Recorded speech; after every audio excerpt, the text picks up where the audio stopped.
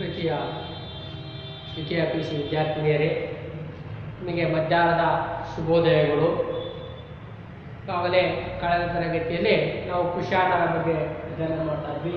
ಕುಶಾಣ ವಂಶದ ಸ್ಥಾಪಕನಾಗಿರ್ತಕ್ಕಂಥ ಈಗಾಗಲೇ ಈ ಕುಜಲ್ ಕ್ಯಾಡಿಕಸಸ್ ಅಂತಂದೇಳಿ ನೋಡಿದ್ವಿ.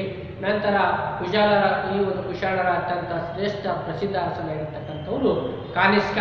ಹಾಗಾದರೆ ಕಾನಿಷ್ಕನ ಕಾಲಾವಧಿಯನ್ನು ನಾವು ಸಿಂಹಾಸನಾರೂಢದ ಬಗ್ಗೆ ಈಗಾಗಲೇ ವಿ ಎಸ್ ಸ್ಮಿತ್, ನಮ್ಮ ಶ್ರೇಷ್ಠ ಇತಿಹಾಸಕಾರರಾಗಿರ್ತಕ್ಕಂಥ ವಿ ಎಸ್ ಸ್ಮಿತ್ ಅವರು 120ರಲ್ಲಿ ಈತ ಸಿಂಹಾಸನಕ್ಕೆ ಬಂದ ಅಂತಂದೇಳಿ ತಮ್ಮ ವಾದವನ್ನು ಮಂಡಿಸ್ತಾರೆ.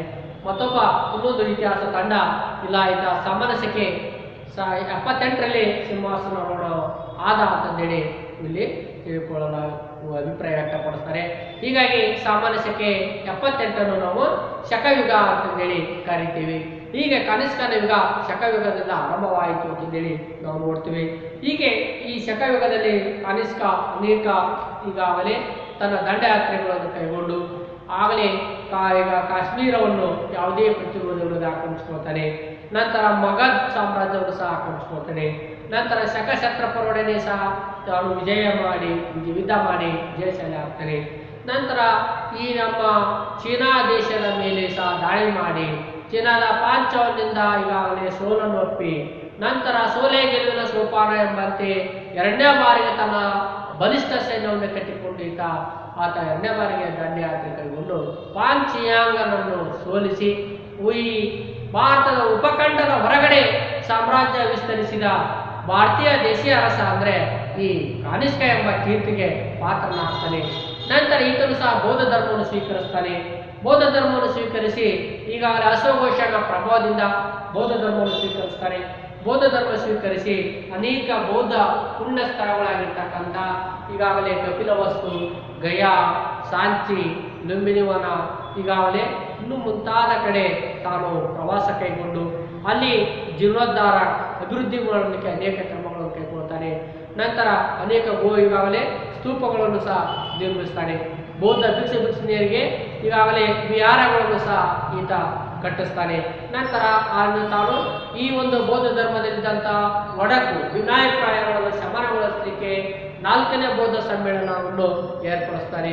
ಈ 4 ಸಾಮಾನ್ಯ ಸೆಕೆ 102ರಲ್ಲಿ ಕಾಶ್ಮೀರದ ಕುಂಡಲವನದಲ್ಲಿ 4ನೇ ಬೌದ್ಧ ಸಮ್ಮೇಳನ ಏರ್ಪಡಿಸಿ ಆಗಲೇ ಬೌದ್ಧ ಧರ್ಮದ ತ್ರಿಪೀಠಕಗಳಾಗಿರ್ತಕ್ಕಂಥ ಅಭಿಧಮ್ಮ ಪೀಠಕ, ಸುತ ಪೀಠಕ, ವಿನಯ ಪೀಠಕ, ಈ 3 ತ್ರಿಪೀಠಕಗಳನ್ನು ಈಗಾಗಲೇ ಒಂದು ಕಡೆ ಸಂಘಟಿಸಿ ಅವುಗಳ ಮೇಲೆ ವಿಮರ್ಶೆ ಮಾಡಿಸಿ ಮಹಾವಿಭಾಸ ಎಂಬ ಒಂದು ಕೃತಿಯನ್ನು ಈತ ಹೊರತರ್ತಾನೆ. ಹೀಗೆ ಬೌದ್ಧ ಸನ್ಯಾಸಿ ಭಿಕ್ಷುಗಳ ಒಂದು ಭಿನ್ನಾಭಿಪ್ರಾಯವನ್ನು 4ನೇ ಬೌದ್ಧ ಸಮ್ಮೇಳನದಲ್ಲಿ ಶಮನಗೊಳಿಸಲಾಯಿತು ಅಂತಂದೇಳಿ ಹೇಳಲಾಗ್ತದೆ. ಇಷ್ಟು ಕಾನಿಷ್ಕನ ಕಾಲಾವಧಿಯಲ್ಲಿ ಆಗಿರ್ತಕ್ಕಂಥ ಒಂದು ಸಾಧನೆ. ನಂತರ ಈ ಅನೇಕ ಕಡೆ ಏನಾಗಿತ್ತಪ್ಪ ಅಂದರೆ ಬೌದ್ಧ ಧರ್ಮ, ಬೌದ್ಧ ದೇವಾಲಯ, ಬೌದ್ಧ ವಿಹಾರಗಳು, ಬೌದ್ಧ ಸ್ತೂಪಗಳು, ಈಗಾಗಲೇ ಚೈತ್ಯಾಲಯಗಳನ್ನು ನಿರ್ಮಿಸಲಾಗಿತ್ತು. ಆದರೆ ಆ ಎಲ್ಲ ದೇವಾಲಯಗಳಿಗೆ ಇರಬಹುದು ಮತ್ತು ಬುದ್ಧನ ಜೀವನಕ್ಕೆ ಸಂಬಂಧಪಟ್ಟಂತ ಸುಮಾರು 548 ಜಾತಕತೆಗಳಿವೆ. ಆ ಎಲ್ಲ ಜಾತಕತೆಗಳಲ್ಲಿ ನಾವು ಶಿಲ್ಪಕಲೆಗಳನ್ನು ನಾವು ನೋಡಬೇಕಾಗ್ತದೆ. ಅಂದ್ರೆ ನಾವಿವತ್ತು ಅನೇಕ ಹಿಂದೂ ದೇವಾಲಯಗಳಲ್ಲಿ ನಾವು ನೋಡ್ತೇವೆ. ಗಿರಿಜಾ ಕಲ್ಯಾಣ, ಈಗಾಗಲೇ ರಾಮಾಯಣ ಮಹಾಭಾರತದಂಥ ದೃಶ್ಯಗಳನ್ನಾಗಲೇ ದೇವಾಲಯದ ಗೋಡೆಗಳ ಮೇಲೆ ಶಿಲ್ಪಗಳ ಮೇಲೆ ಕೆತ್ತವೆ. ಉದಾಹರಣೆ ನಮ್ಮ ಬೇಲೂರು, ಹಳೆಬೀಡು, ವಿಜಯನಗರ ಸಾಮ್ರಾಜ್ಯ ಕೆಲವೊಂದು ದೇವಾಲಯಗಳ ಮೇಲೆ ಶಿಲ್ಪಗಳ ಕಥೆಗಳನ್ನು ಕೆತ್ತಲಾಗಿದೆ. ಹಾಗಾದರೆ ಆ ಕಥೆ ಒಂದು ಚಿತ್ರಕಥೆ ಇಡೀ ಕಥೆಯನ್ನು ಹೇಳ್ತಾ ಇರ್ತಕ್ಕಂಥದ್ದು ದೃಶ್ಯವನ್ನು ನಾವು ನೋಡ್ತೇವೆ. ಉದಾಹರಣೆ, ಈ ಅಜಂತದ ಒಂದು ಗುಹಾಲಯದಲ್ಲಿ ಒಂದು ತಾಯಿ ಮಗುವಿನ ಚಿತ್ರ ಇದೆ. ಆ ತಾಯಿ ಮಗುವಿನ ಚಿತ್ರ ಏನು ಸಂಖ್ಯೆ, ಅದು ಒಂದು ಚಿತ್ರ ಒಂದು ಇಡೀ ಕಥೆಯನ್ನು ಹೇಳ್ತಾ ಇದೆ. ಅಂದ್ರೆ ಆ ಕಥೆಯನ್ನು ಹೇಳಲಿಕ್ಕೆ ಅದನ್ನ ಪ್ರೇರಣೆ ತುಂಬಬೇಕಾದ್ರೆ ಇಲ್ಲಿ ತನ್ನದೇ ಆಗಿರ್ತಕ್ಕಂಥ ಒಂದು ವಾಸ್ತುಶಿಲ್ಪ ಕಲೆಯನ್ನು ತುಂಬಬೇಕಾಗ್ತದೆ. ಅಂಥ ಚಿತ್ರಕಲೆ ಇವತ್ತೇನು ಹೇಳ್ತಿದ್ದಪ್ಪ ಅಂದರೆ, ಬುದ್ಧ ಜ್ಞಾನೋದಯ ಪಡೆದುಕೊಂಡು ತಾನು ಭಿಕ್ಷಾಂಜಲಿ ಬೇಡ್ತಾ ತನ್ನ ಅರಮನೆ ಮುಂದಗಡೆ ಬಂದು ನಿಲ್ತಾನೆ. ಆಗ ತನ್ನ ಅರಮನೆಗೆ ಒಂದು ಭಿಕ್ಷೆಯನ್ನು ಕೇಳಿದಾಗ ಒಳಗಿನಿಂದ ತನ್ನ ಹೆಂಡತಿ ಬಂದು ನೋಡಿ ತನ್ನ ಮಗನನ್ನು ಕರೆದು, ಓ ಮಗುರಾಯ ಬಾಪ, ಇವನು ನಿನ್ನ ತಂದೆ ಇವನೇ ಅಂತ ಹೇಳಿ ತೋರಿಸುವಂಥ ಒಂದು ದೃಶ್ಯ. ಅಂದ್ರೆ ಇಡೀ ಒಂದು ಕತೆ, ಆ ಒಂದು ಚಿತ್ರ ಹೇಳ್ತಾರೆ. ಅಂಥ ಶಿಲ್ಪಕಲೆ ಇವತ್ತು ನಾವಿಲ್ಲಿ ನೋಡ್ತೇವೆ. ಅದು ವಿಶಿಷ್ಟ ಕಲೆ. ಮುಂದೆ ಏನಾಗ್ತದೆ ಅಂದ್ರೆ ಈ ಯುಗದಲ್ಲಿ ನಾವು ಗ್ರೀಕ್ನ ನಾಗರಿಕತೆಯನ್ನು ನೋಡಿದಾಗ ಗ್ರೀಕ್ನ ಅಥೆನಾ ದೇವತೆ, ಅಥೆನಾ ವಾಸ್ತುಶಿಲ್ಪ ಶೈಲಿ ಇವತ್ತು ನಮ್ಮ ಭಾರತದ ಗಾಂಧಾರ ಕಲೆ, ಈ ಭಾರತದಲ್ಲಿ ಹುಟ್ಟಿರ್ತಕ್ಕಂಥ ಗಾಂಧಾರ ಕಲೆ ಮುಂದೆ ಅದರ ಪ್ರಭಾವ ಈ ಅಥೆನಾ ದೇವತೆ, ವರ್ಜನ್ ದೇವಾಲಯ ಅಥವಾ ಪಾರ್ಟೆನಾನ್ ದೇವಾಲಯದ ಮೇಲೆ ಸಹ ನಾವು ನೋಡ್ತೀವಿ. ಅಂದ್ರೆ ಈ ಒಂದು ಶಿಲ್ಪಕಲೆ ಅದು ವಿಶಿಷ್ಟವಾದ ಕಲೆ ಎಲ್ಲಿ ಹುಟ್ಟಿತು? ಭಾರತದಲ್ಲೇ ಹುಟ್ಟಿತು. ಅದು ಗಾಂಧಾರ ಕಲೆ, ಅದು ಕುಶಾಣರ ಕಾಲದಲ್ಲಿ. ಹಂಗಾರೆ ಕಾನಿಷ್ಕ ಮಹಾ ಕಲಾ ಪೋಷಕನಾಗಿದ್ದ, ಬಹಳಷ್ಟು ಸಾಹಿತ್ಯಕ ಆಸಕ್ತನಾಗಿದ್ದ, ಆತ ಕಲಾ ಪ್ರಿಯನಾಗಿದ್ದ, ಆಸಕ್ತಿ ಹೊಂದಿದ್ದ. ಈತನ ಆಸ್ಥಾನದಲ್ಲಿ ಅನೇಕ ಭವ್ಯ ಕಟ್ಟಡಗಳನ್ನು ನಿರ್ಮಿಸಿದ, ಅತ್ಯಂತ ಭವ್ಯ ಕಟ್ಟಡ, ಅತ್ಯಂತ ದೇವಾಲಯಗಳನ್ನು ನಿರ್ಮಿಸಿದ.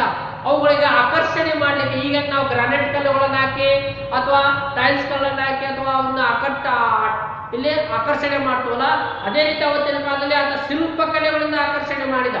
ಅಂತ ಶಿಲ್ಪಕಲೆ ಈಗಾಗಲೇ ಗಾಂಧಾರ, ಮಥುರಾ, ಕಾನಿಸಪುರ, ತಕ್ಷಶಿಲೆ ಈ ಕ್ಷೇತ್ರದಲ್ಲಿ ತನ್ನದೇ ಈ ಪ್ಲೇಸಿನಲ್ಲಿ ಆ ಸ್ಥಳಗಳಲ್ಲಿ ಒಂದು ವಾಸ್ತುಶೈಲಿ ಹುಟ್ಟಿಕೊಂಡಿತು.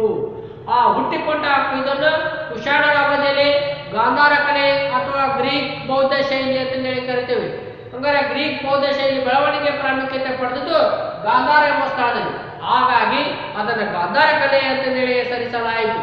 ಮುಂದೆ ಭಾರತೀಯರು ಸಹ ಭಾರತಕ್ಕೆ ಇಡೀ ಗ್ರೀಕರು ಭಾರತಕ್ಕೆ ವಲಸೆ ಬಂದಾಗ ಅಥವಾ ದಂಡಯಾತ್ರೆ ಕೈಗೊಂಡಾಗ ಅಥವಾ ಯಾವುದೋ ಒಂದು ಕಾರಣಕ್ಕೆ ಭಾರತಕ್ಕೆ ಬಂದಾಗ ಇಲ್ಲಿಯ ಕಲಾ ವಾಸ್ತುಶಿಲ್ಪ, ಇಲ್ಲಿಯ ಶೈಲಿಯನ್ನು ಅವರು ಸಹ ಅಳವಡಿಸಿಕೊಂಡು ಅವರ ಕಲಾ ವಾಸ್ತುಶಿಲ್ಪ ಪ್ರಭಾವ ಬೀರಿ ಹೀಗೆ ಗ್ರೀಕ್ ಬೌದ್ಧ ಶೈಲಿ ಬೆಳವಣಿಗೆ ಆಯಿತು. ಇದು ಗ್ರೀಕರ ಸಂಸ್ಕೃತಿ ಮಧ್ಯೆ ಸಂಪರ್ಕವನ್ನು ಈ ಒಂದು ಗಾಂಧಾರ ಕಲೆ ಬೆಳೆಸಿತು. ನಮಗೂ ಮತ್ತು ಬೌದ್ಧರ ಗ್ರೀಕರಿಗೂ ಸಹ ಒಂದು ಸಂಪರ್ಕ ಕಲಿಸಲಿಕ್ಕೆ ಈ ಒಂದು ಗಾಂಧಾರ ಕಲೆ ಪರಂಪರೆ ನಮಗೆ ಇವತ್ತು ಶ್ರೇಷ್ಠವಾಯಿತು. ಹಾಗಾದರೆ ಹೊಸ ಕಲಾ ಪರಂಪರೆ ಉಗಮವಾಯಿತು. ಭಾರತ ಮತ್ತು ಗ್ರೀಕ್ ಕಲಾ ಶೈಲಿಗಳಿಗೆ ಸಮ್ಮಿಶ್ರಣವಾಯಿತು. ಮುಂದೆ ಗ್ರೀಕ್ ಕಲಾ ಶೈಲಿ ಮತ್ತು ನಮ್ಮ ಭಾರತದ ಗಾಂಧಾರ ಕಲಾ ಶೈಲಿ ಎರಡು ಸಮ್ಮಿಶ್ರಣ ಹೊಂದಿದವು. ಹೀಗೆ ಈ ಕಲಾ ಶೈಲಿ ಗಾಂಧಾರ ಪ್ರದೇಶದಲ್ಲಿ ಉಗಮಿಸಿದ್ದರಿಂದ ಇವತ್ತಿದು ನಾವು ಗಾಂಧಾರ ಕಲೆ ಅಂತೇಳಿ ಕರೀತೇವೆ. ಹಂಗಾರೆ ಬೌದ್ಧ ಈಗಾಗಲೇ ಈ ಒಂದು ಪ್ರದೇಶ ಪ್ರಸ್ತುತ ಅಫ್ಘಾನಿಸ್ತಾನದಲ್ಲಿ, ಇವತ್ತಿನ ನಮ್ಮ ಗಾಂಧಾರ ಎಂಬ ಸ್ಥಳ ಎಲ್ಲಿದೆಪ್ಪ ಅಂದ್ರೆ ಅಫ್ಘಾನಿಸ್ತಾನದಲ್ಲಿದೆ. ಹಂಗಾರೆ ಈ ಒಂದು ಕಲಾ ಶೈಲಿಯ ಪ್ರಮುಖ ಲಕ್ಷಣಗಳು ಏನಿದೆ? ಹಂಗಾರೆ ಇಲ್ಲಿ ತನಕ ಯಾರು ಸಹ ಬುದ್ಧನ ವಿಗ್ರಹವನ್ನು ಇಟ್ಟು ಆರಾಧಿಸ್ತಾ ಇರಲಿಲ್ಲ. ಬುದ್ಧ ಹೇಗದನೆ ಎಂಬ ಕಲ್ಪನೆಯೂ ಇರಲಿಲ್ಲ. ಈಗ ಈ ಗಾಂಧಾರ ಕಲೆ ಬಂದಾಗಿನಿಂದ ಬೌದ್ಧ ಮೂರ್ತಿ ಪ್ರತಿಷ್ಠಾಪನೆ, ಬುದ್ಧನ ವಿಗ್ರಹ ಆರಾಧನೆ ಆರಂಭವಾಗ್ತದೆ. ಈ ಕಲಾ ಶೈಲಿಯಲ್ಲಿ ಆಳೆತ್ತರದ ಗೌತಮ ಬುದ್ಧನ ವಿಗ್ರಹ ಕೆತ್ತಲಾಯಿತು. ನೋಡ್ರಿ, ಇವತ್ತು ನಾವೆಲ್ಲ ಇವತ್ತು ಗಣಪತಿ, ಹನುಮಂತಿಯವರು ನಮಗೆ ಬೇಕಾದಂತ ಎಲ್ಲ ಇವತ್ತು ಸಿಮೆಂಟ್ನಲ್ಲಿ ಕೆಲವೊಂದು ಮೂರ್ತಿಗಳ ಶಿಲ್ಪಕಲೆಗಳನ್ನು ಕೆತ್ತಿಸ್ತೇವೆ. ಹಂಗ ಆರಂಭದಲ್ಲಿ ನಮ್ಮ ಈ ಕುಶಾಣರ ಅರಸನಾಗಿರ್ತಕ್ಕಂಥ ಕಾನಿಷ್ಕ ಏನ್ ಮಾಡಿದಪ್ಪ ಅಂದ್ರೆ ಇಲ್ಲಿ ತನಕ ಬುದ್ಧ ಹೇಗಲ್ಲ ನನ್ನ ಕಲ್ಪನೆನೇ ಇರಲಿಲ್ಲ. ಈತ ಆಳೆತ್ತರದ ಗೌತಮ ಬುದ್ಧನ ವಿಗ್ರಹವನ್ನು ಕೆತ್ತಿಸಿದ. ಅಲ್ಲಿವರೆಗೂ ಬುದ್ಧನ ಅಸ್ತಿತ್ವವೇ ಇರಲಿಲ್ಲ. ಸುಮ್ಮನೆ ಎಲ್ಲ ಭಕ್ತಿ ಆರಾಧಕರು, ನಿಸರ್ಗ ದೇವತಾ ಆರಾಧಕರಂತೆ ಏನೋ ಒಂದು ದೈವತ್ವದ ಮೇಲೆ ನಂಬಿಕೆ ಇತ್ತು. ಈಗ ಹಂಗಾರೆ ಬುದ್ಧ ಎಂಬ ಒಂದು ಕಲ್ಪನೆಯನ್ನು ನಮ್ಮ ಕುಶಾಣ ಅರಸ ಕಾನಿಷ್ಕ ಕಲ್ಪಿಸಿದ. ಹಂಗಾರೆ ಆರಂಭದಲ್ಲಿ ಮೊದಲು ಬೌದ್ಧ ಧರ್ಮ ಯಾವ ರೀತಿ ಆರಾಧನೆ ಮಾಡ್ತಿದ್ರು? ಕಮಲ, ಅದು ಒಂದು ಬುದ್ಧನ ಸಂಕೇತ ಅಂತೇಳಿ ಕಮಲದ ಹುಟ್ಟನ್ನು ಆರಾಧಿಸ್ತಾ ಇದ್ರು. ನಂತರ ಛತ್ರಿ, ಅದನ್ನ ಇಟ್ಟು ಬುದ್ಧನ ಆ ನಂಬಿಕೆಯನ್ನು ಆರಾಧಿಸ್ತಾ ಇದ್ರು. ಹೀಗೆ ಇನ್ನು ಮುಂತಾದ ಚಿಹ್ನೆಗಳನ್ನು ಅವಲಂಬಿತರಾಗಿದ್ರು. ಈಗ ಯಾವಾಗ ಆ ಚಿಹ್ನೆ, ಛತ್ರ, ಕಮಲಗಳನ್ನು ಬದಿಗಿಟ್ಟು ವಿಗ್ರಹಗಳನ್ನು ವಿಗ್ರಹಗಳನ್ನಿಟ್ಟು ಸ್ತೂಪಗಳಲ್ಲಿ ವಿಹಾರಗಳನ್ನಿಟ್ಟು ಆರಾಧಿಸಲು ಪ್ರಾರಂಭಿಸಿದರು. ನಂತರ ವಿಗ್ರಹಗಳನ್ನು ಈಗಾಗಲೇ ಕೆತ್ತುವಾಗ ದೇವಿನ್ಯಾಸ ಅದು ಯಾವ ರೀತಿ ಅನುಪಾತದೊಂದಿಗೆ ಸ್ನಾಯುಗಳು ನೋಡ್ರಿ. ಇವತ್ತು ಕೆಲವೊಬ್ರು ಮಣ್ಣಿನಲ್ಲಿ ಗಣಪತಿ ಮಾಡ್ತಾರೆ, ಕೆಲವೊಬ್ರು ಮಾಡಕ್ ಬರಲಿದ್ದಾರೆ ಗಣಪತಿ ಮಾಡಪ್ಪ ಅವ್ರ ಅಪ್ಪನ ಈಶ್ವರಪ್ಪನ ಮಾಡಿಡ್ತಿದ್ದಾರೆ. ಹಾಗಾಗಿ ಗಣಪ ಅಂದ್ರೆ ಹೇಗಿರ್ಬೇಕು? ಅವನ ಕಣ್ಣುಗಳು, ತಲೆ ಮತ್ತು ಮೂಗು, ಅವನ ದೇಹ, ಅಂಗಾಂಗಗಳು ಎಲ್ಲವೂ ಒಂದು ಗಾತ್ರಕ್ಕೆ ಸೀಮಿತವಾಗಿರಬೇಕು. ಕಣ್ಣು ಬಹಳ ದೊಡ್ಡ ಮಾಡೋದು, ಕೈ ಸಣ್ಣ ಮಾಡೋದು, ಹೊಟ್ಟೆ ತುಂಬ ಕೈ ಸಣ್ಣ ಮಾಡಿದ್ರೆ ಆ ಒಂದು ವಿಗ್ರಹಗಳು ಆಗೋದಿಲ್ಲ. ಅಂತ ಒಂದು ವಿಗ್ರಹ ಅದಕ್ಕೆ ಇಲ್ಲಿ ಏನ್ ಮಾಡಲಾಯಿತು ಅಂದ್ರೆ ವಿಗ್ರಹಗಳನ್ನು ಕೆತ್ತುವಾಗ ಬಹಳ ಸೂಕ್ಷ್ಮತೆ ಇರಬೇಕು. ನೋಡ್ರಿ, ಒಬ್ಬ ಶಿಲ್ಪಿಗೆ ಸಿಮೆಂಟ್ನಲ್ಲಿ ಇವತ್ತು ಮಾಡ್ತಾ ಇದ್ದಾವೆ ನಾವು ಶಿಲ್ಪಗಳನ್ನು, ಕಲ್ಲಿನಲ್ಲಿ ಕೆತ್ತುವಾಗ ಎಷ್ಟು ಸೂಕ್ಷ್ಮತೆ ಇರಬೇಕಂದ್ರೆ ನೋಡ್ರಿ, ಒಂದು ಕೂದಲು ಎಳೆಗಳನ್ನು ಕೆತ್ತಬೇಕಾಗಿರ್ತದೆ, ರೆಪ್ಪೆ ಕಣ್ಣಿನ ಮೇಲೆ ರೆಪ್ಪೆ ಕೆತ್ತಬೇಕಾಗಿರ್ತದೆ, ಅಥವಾ ಹಲ್ಲುಗಳು, ಕಣ್ಣುಗಳು ಅಥವಾ ನಮ್ಮ ದೇಹದ ಯಾವುದೇ ಅಂಗಾಂಗಗಳನ್ನು ಕೆತ್ತುವಾಗ ಬಹಳ ಸೂಕ್ಷ್ಮತೆಯಿಂದ ಕೆಲಸವನ್ನು ಮಾಡಬೇಕಾಗ್ತದೆ. ಅಂತ ಕರಕುಶಲ ಶಿಲ್ಪಿಗಳು ಈ ಒಂದು ವಿಶಿಷ್ಟವಾದ ಜ್ಞಾನ ಅವರಿಗಿರುತ್ತದೆ. ಹಾಗಾದರೆ ಸ್ನಾಯುಗಳು, ಮೀಸೆ ಮುಂತಾದವುಗಳಿಗೆ ಹೆಚ್ಚಿನ ಗಮನ ಹರಿಸಿ ಸ್ವಾಭಾವಿಕತೆ ಈಗಾಗಲೇ ಜೋಡಣೆಯೊಂದಿಗೆ ಮೂಡಿಸಬೇಕಾಗ್ತದೆ. ಹಂಗಾರೆ ಕಣ್ಣು, ಮೂಗು ಅಥವಾ ಕಿವಿ, ಬೆರಳು, ಉಗುರು ಇವೆಲ್ಲ ಆ ಒಂದು ಸ್ವಾಭಾವಿಕ ವಿನ್ಯಾಸಕ್ಕೆ ಹೊಂದಿಕೊಳ್ಳುವಂತೆ ಮಾಡಬೇಕಾಗ್ತದೆ. ನಾವು ನೋಡ್ತೇವೆ ನೋಡ್ರಿ, ಇವತ್ತು ಸ್ವಾಮಿ ವಿವೇಕಾನಂದರ ಒಂದು ದಿವ್ಯ ಭಾವಚಿತ್ರವನ್ನು ನೋಡಿದ್ರೆ ನಮಗೇನೋ ಒಂದು ತೇಜೋವಧೆ ಅನ್ನಿಸ್ತದೆ, ಅಂದ್ರೆ ನಮಗೇನೋ ಒಂದು ಆಕರ್ಷಣೆ ಅನ್ನಿಸ್ತದೆ, ಅವರಲ್ಲಿ ಏನೋ ಒಂದು ದಿವ್ಯ ಶಕ್ತಿ ಕಾಣ್ತದೆ. ಹಂಗಾರೆ ಅದೇ ರೀತಿ ಬಾಹುಬಲಿ ವಿಗ್ರಹ ನಾವಿವತ್ತು ಎಲ್ಲಿ ಶ್ರಾವಣ ಬೆಳಗೊಳಕ್ಕೆ ಹೋದಾಗ ಅಲ್ಲಿ ಶ್ರಾವಣ ಬೆಳಗೊಳದಲ್ಲಿ ಬಾಹುಬಲಿ ವಿಗ್ರಹ ನೋಡಿದಾಗ ನಮಗೆ ಬೇರೇನು ಕಲ್ಪನೆ ಬರಲ್ಲ.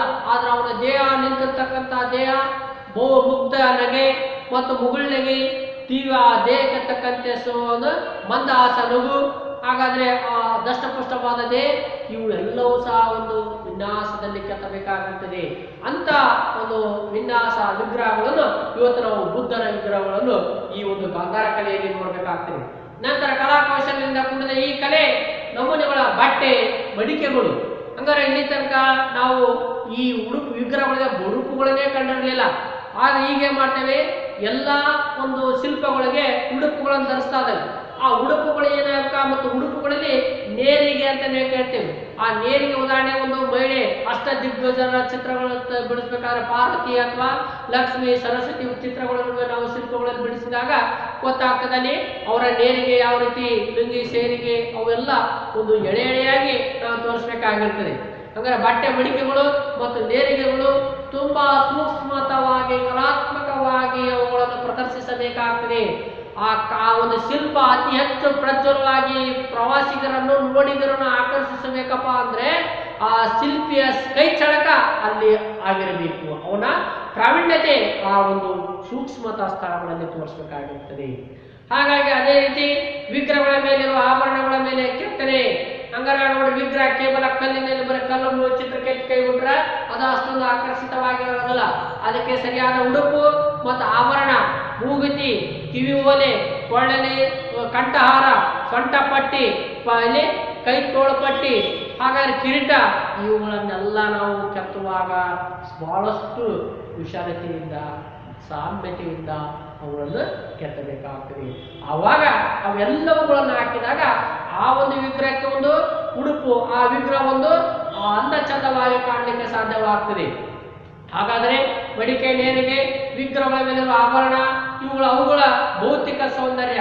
ಹಂಗಾರೆ ಆ ಎಲ್ಲ ಆಭರಣಗಳು, ಉಡುಪುಗಳನ್ನು ತೊಟ್ಟಾಗ ಮಾತ್ರ ಅದು ಹೊರಗಿನಗೆ ಜನಕ್ಕೆ ಸೌಂದರ್ಯಯುತವಾಗಿರ್ತಕ್ಕಂಥ ವಿಗ್ರಹವಾಗಿ ಕಾಣುತ್ತದೆ.